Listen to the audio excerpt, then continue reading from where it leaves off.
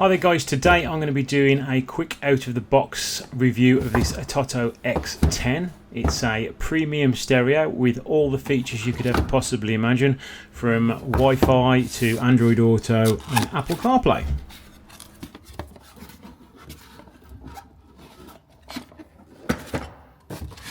In the box you have a well packaged stereo and a big box of leads and other connectors for the stereo.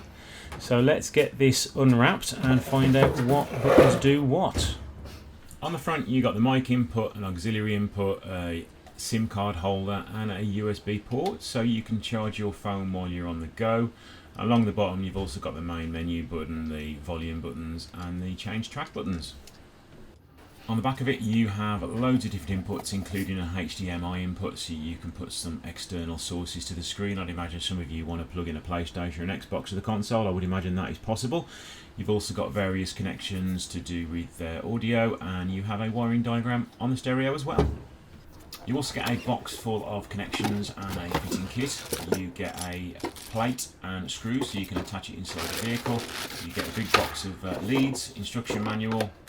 I think that was a SIM card holder, a warranty manual booklet and some screen protectors. You also get two different size fascias, so you can pick the best one which fits inside your vehicle. Inside the box of leads you get several power leads. Depending on the type of vehicle you have, you need to work out which ISO lead you need to fit. You get different types of phono inputs. You get a USB cable, I think there was two of those in there actually. You get three different types of leads to connect to the power. You get one with just bare wires so you can wire it up individually, and you get two different types of connectors on there. You also get a DAB antenna and a GPS antenna which you can attach to your windscreen. The leads are quite long so they will easily reach from the back of the stereo up to the windscreen. Very straightforward to fit, just insert one connector into the car loom, the other one into the back of the stereo, and pretty much hey presto, there you go, it will fire into life as soon as you put the ignition on. I've also wired in the USB port and the GPS antenna and the DAB aerial, so that's all ready to go as well. Fitment is really straightforward, so you just need to pick which fascia you want once you push it in. You do need to attach the plates to the side of it. You may also need your own unique fitment cage to go with it. As you can see, I've already got one in there from a previous stereo, so I did not need to buy one. They are readily available on Amazon and eBay.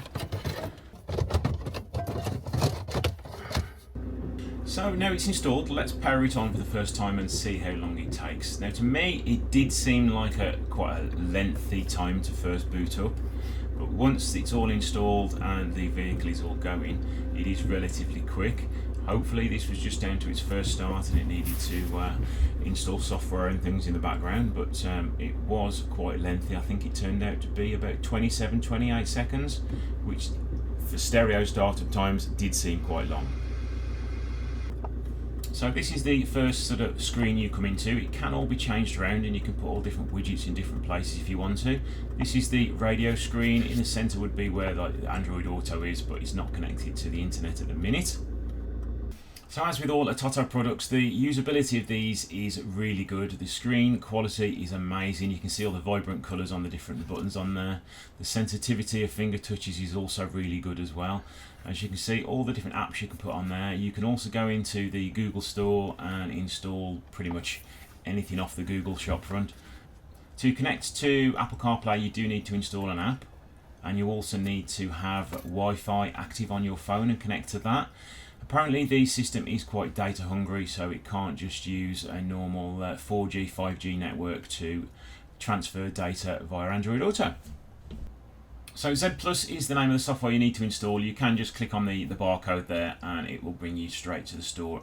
It's a small file so it installs quite quickly, and once you turn your Wi-Fi on your phone it connects really quickly and the data transfer is super quick. So now we're all set up and the internet is working. As you can see, it gives you live data with the weather. It also gives you quick access to Google Maps.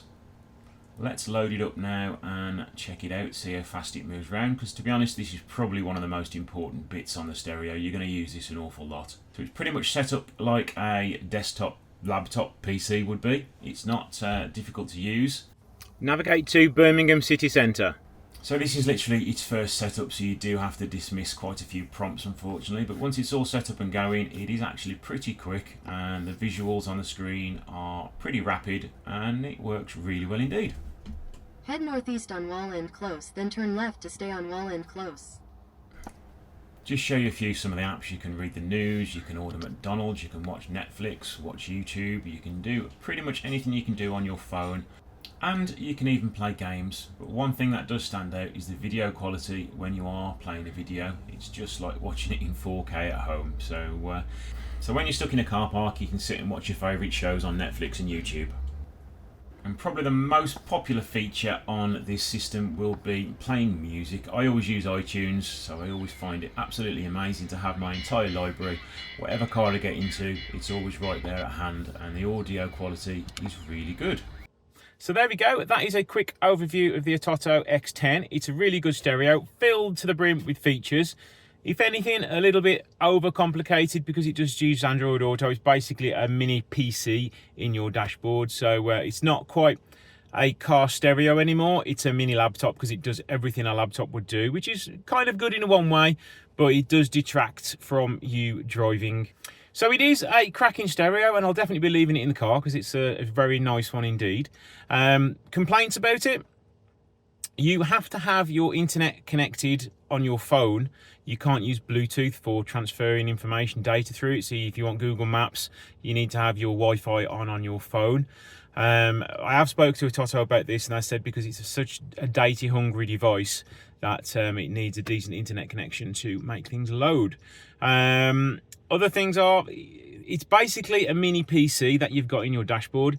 So if you just want a basic stereo, it would be nice to have a setting where you could just flick a switch where it gets rid of all the overcomplicated stuff and just give you a basic stereo with just your music, Bluetooth settings, your camera settings, your radio settings, and do away with all the extras because it can distract you from the road. So it would be nice to have that option on these. Maybe there is, but I haven't found it, but we'll find out. So hopefully you've enjoyed this one. Thanks for watching. Don't forget to like, share and subscribe. I will put all the details in the description below where you can order it from, and I'm sure there's going to be a discount code as well. So head over and have a look, and thanks for watching.